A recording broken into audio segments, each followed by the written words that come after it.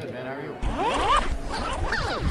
This is Kyle Wilson coming from the press room of Rick and Morty, and I'm with Dan Harmon, producer, head honcho, Mr. Extraordinaire.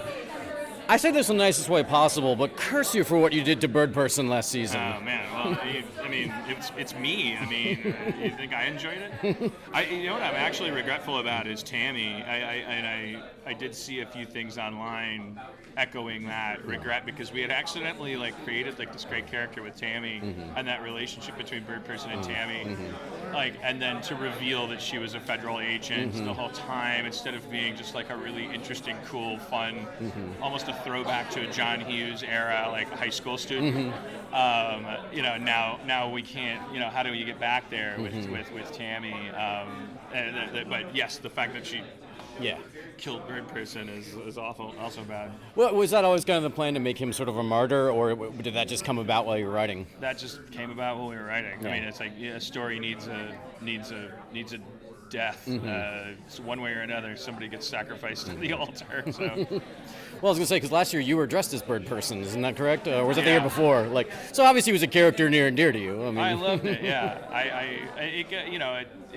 There was a character, Hawk or Hawkman on Justice League, Super Friends? Buck Rogers. Oh, right, okay. The 80s Glenn Larson Buck Rogers show.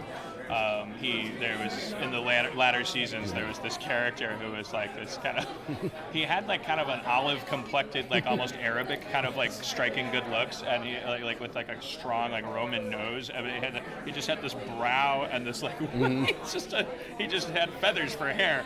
But he was like Spock to Buck Rogers Kirk, and he would just, there were so many episodes where Hawk would just be they would just cut to a reaction shot of him just watching Buck Rogers and just being enamored with him or fascinated, or it's hard through the modern lens not to look at it as very homoerotic, in a good way. Yes. It's just wow, these guys are DTF, man. Yeah, right.